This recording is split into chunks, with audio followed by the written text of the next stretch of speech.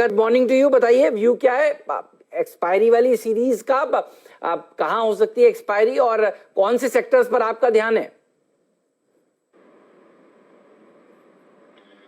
Good morning Hemant, आपको भी और विंदर को भी। और हाँ, तो मार्केट तो climbs all walls of worry और liquidity purely seeing huge upside, और माने कोई भी fall is a buying opportunity. हम सोच रहे थे 400-500 पॉइंट का करेक्शन 11,000 10,800 तक, लेकिन वो आया नहीं। मैं अभी भी सोचता हूँ हेमंत जी, इंडेक्स पे एक करेक्शन ओवरड्यू है, but that does not take us away from the point के लॉन्गर टर्म बुल मार्केट अभी भी कायम है।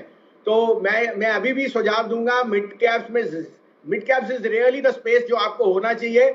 आपने अभी गैलेक्सी सरफेंट का, आपने रोजारी का, आपने इंडिया बुल का, देखिए उनके रिजल्ट्स आर बीटिंग एक्सपेक्टेशन। और मैं अभी भी सोचता हूं इंडेक्स में भी फ्लैट, तो 11,300 पे हो सकता है एक्सपायरी हो, 50 पॉइंट ऊपर नीचे। बट मुझे लगता है मिड कैप्स में जो जो रियल वेल्थ क्रिएशन है वो अभी बनेगा, और वहां पे अपॉर्चुनिटी है खरीदने की, बने रहने की। आपके यहाँ हमने बाय सेल कॉल्स दोनों दी हैं, जिससे आप हेज्ड रहिए लेकिन बने रहिए। तो अभी भी हमारा यही व्यू है कि ये वीक और आगे विल बिलोंग टू पीएसयूज, और पीएसयूज पे आपको पता है हम काफी बुलिश रहे हैं and being proved right.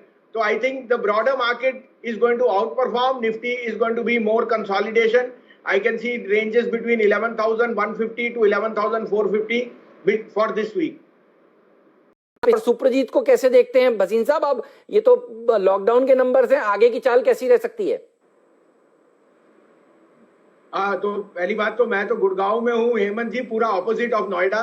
But फिर भी मैं टिप्पणी कर दूं कि सर हमारे, मैं इसलिए कह रहा हूँ मुंबई से तो दूर है, आपके तो फिर भी करीब है, लेकिन मुझे पता है आप गुड़गांव में है सर। सर ऐसा है, देखिए हेमंत जी, सुप्रजीत इंजीनियरिंग तो एज ए डिस्क्लोजर हमारे पोर्टफोलियो में है, मेरे पर्सनल में ही, और मैं इसे ऑलमोस्ट 7 ईयर से होल्ड करता हूँ। Mister Rai is a exceptional entrepreneur, और आपको शायद पता है कि it's the largest player in the cable market, और 2 व्हीलर्स में उनका एक्सटेंड था, now they have gone into 4 wheeler. साथ में after the acquisition of Phoenix lamp, halogen market which has a 53% export content, they are the largest player there. So don't look at it for 2 quarters, लेकिन आप ये लेके चलिए, अगर hero Honda new high पे है, एज ए डिस्क्लोजर आपके यहाँ मैंने 1800 2000 2200 पे हीरो होंडा को आउट परफॉर्मर कहा कि रूरल इनकम राइज करनी है, तो ये स्टॉक्स विल आउट परफॉर्म। तो इनके लिए 2 क्वार्टर की नजरिया मत रखिए, जैसे आपने कहा वर्स्ट क्वार्टर्स बिहाइंड है, आगे के quarters can be good. Only impediment here is कि steel prices are also surging, तो इनपुट कॉस्ट में थोड़ा सा इजाफा हो सकता है, मार्जिन्स को हर्ट कर सकती है। बट ये कंपनीज आई थिंक अगले 2-3 साल में बहुत वेल्थ क्रिएट करेंगी, पर्टिकुलरली सुप्रजीत इंजीनियरिंग। इस गिरावट में ये डीप डिस्काउंट में मिल रहा है। नंबर्स आपने देखे, आपकी अप्रोच क्या रहेगी गॉडफ्रे फिलिप्स पर इस प्राइस पे? देखिए वीरेंद्र, शायद इन्वेस्टर्स को पता नहीं, लेकिन गॉडफ्रे फिलिप्स ने ऑलमोस्ट 1 साल से एक नई चेन बनाई 7-Eleven, जो बाहर के 7-Eleven को एक replica, and that has been a very successful change. So they have diversified their business model, और वो रिटेल में ये 7-Eleven टाइप की एक उन्होंने 24/7 वाली, वो काफी that has seen a very very big resounding response. और मुझे लगता है जो वर्स्ट ऑफ क्वार्टर था वो कोविड की वजह से वो सारा बिहाइंड है। I think there will be a spike both in cigarette volume and in this new retail chain. However I still think at these valuations ITC is my top preferred pick.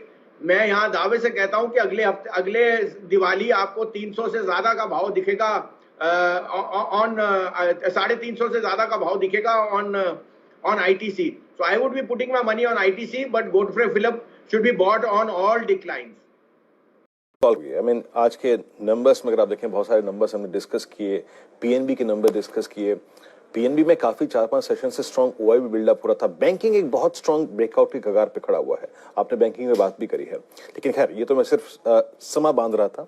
आपकी आज की conviction call क्या होगी?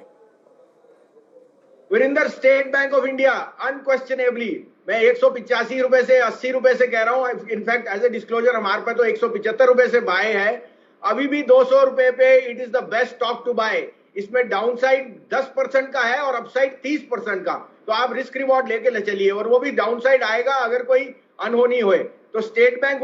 और हेमंत जी, वीरेंद्र जी, मैंने यहाँ 2 हफ्ते से कह रहा हूं कि सीपीएसई ETF में बाय कीजिए, 14.5-15 का भाव था और वो एक अंडर परफॉर्मर था। शायद आपने देखा नहीं, कल वो 19.5 पे क्लोज हुआ है। अभी भी मैं सोचता हूं इन्वेस्टर्स को सीपीएसई ईटीएफ में सिप कीजिए, because you can not catch the volatility, but PSU stocks यहां से आउट परफॉर्म है। अभी भी मैं सोचता हूं एनटीपीसी कोल इंडिया में 30 to 35% अपसाइड है। So be prepared for State Bank to be an out performer from here.